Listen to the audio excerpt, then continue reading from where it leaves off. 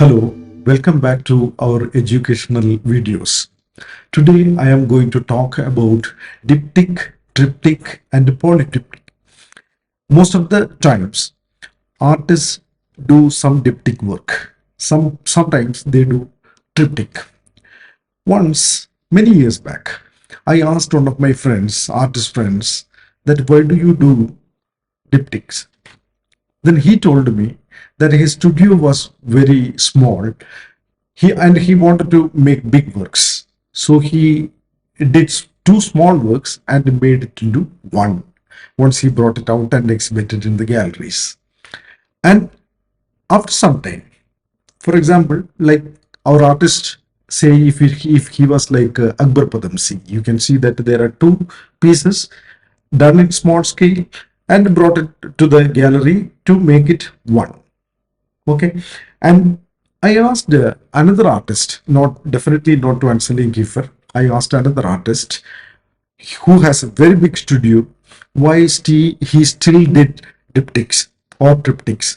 Then he said the canvases are big, but he was not satisfied with that big canvases. He wanted to do bigger ones, like Unveiling Kiefer. You see, Unveiling Kiefer has got so much huge studio.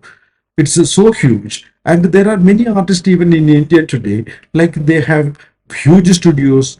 Some people do very small works in those huge studios. Some people do really huge works. But still, there is a question: why artists do diptychs, triptychs, and polyptychs?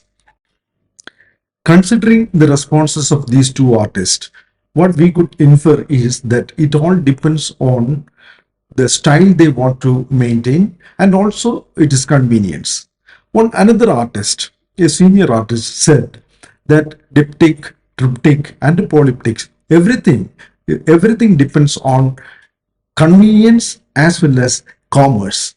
Commerce is art buying, art selling, art collecting, all these things. So you can see an interior of a house or interior of an office where you can see a diptych work.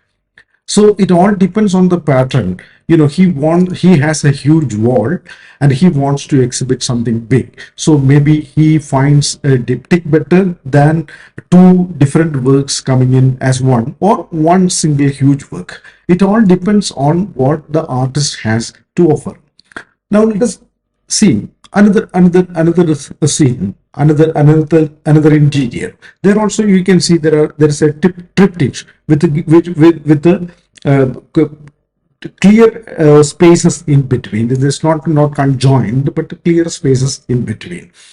Another one, you can see that's a single canvas. So it all depends on what artist has in offer or has to offer, or the patrons, what the patrons really want to keep it in their living rooms or offices, like that. Now let us come to the meaning of diptych.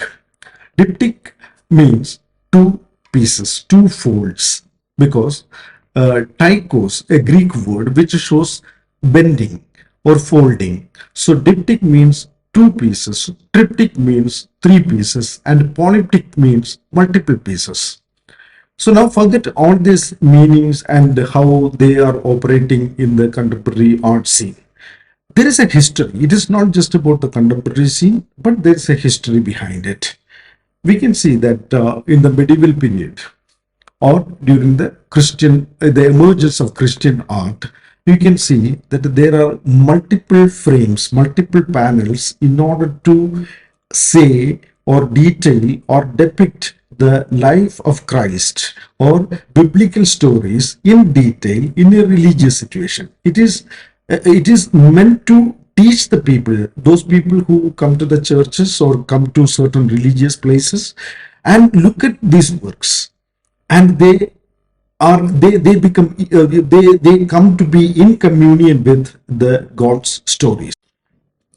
It is exactly like the Ajanta and Ellora cave paintings or cave sculptures, Sanchi, Sarnath, and places like that. You can see the panels of sculptures where various incidents are depicted. So you can say that all of those are polyptychs.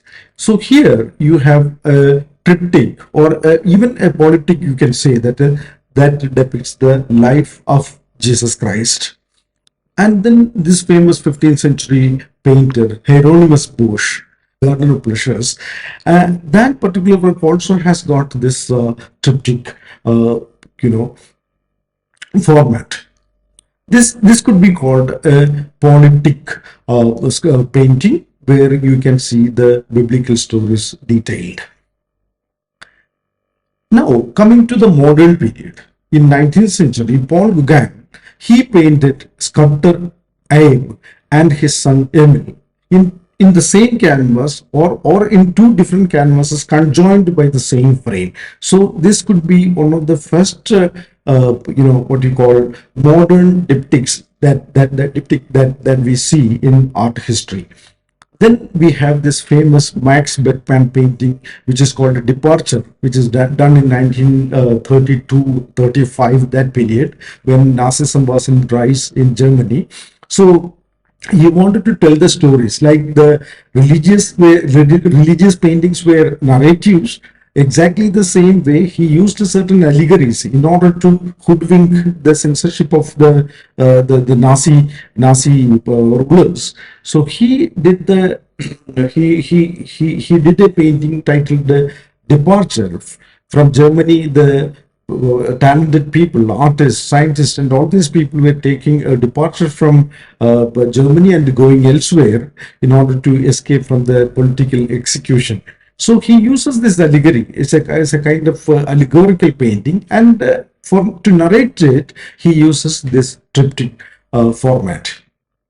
We have Marilyn Monroe's the serigraphy prints, or the serigraphy painting by Andy Warhol, and he then on the one side you can see the colored prints, and on the other side you can see the black and white ones with some defects in the serigraphy. So you know the story of how Andy Warhol used to get it done from the commercial printers, devoted printers. Some printers used to work for him, and he started even taking those faulty prints and joining it with his well produced prints. Those also today, those faulty prints, faulty paintings, which deliberately done by Andy Warhol, or deliberately chosen by Andy Warhol, they are also now in the market and earn a lot of money for it. Mark Rothko's chapel, where Rothko, the famous abstract artist, the most contemplative Zen Buddhist-like artist, Mark Rothko, he presents his abstraction in this polyptych or triptych form. This is Francis Bacon painting Lucian Freud in three different expressions in a triptych format. Ai Weiwei, dropping the hands dynasty type urn and destroying it or breaking it. So that means like he was questioning the traditions of keeping the dynasty, and also the powers or the emblems or the symbols of those dynasties. He was breaking the traditions. So he's dropping that jar, and he photographed it and presented it as three stages. So it's a narrative. So you can understand why artists use such kind of triptych form or diptych form, because they want to create a continuity.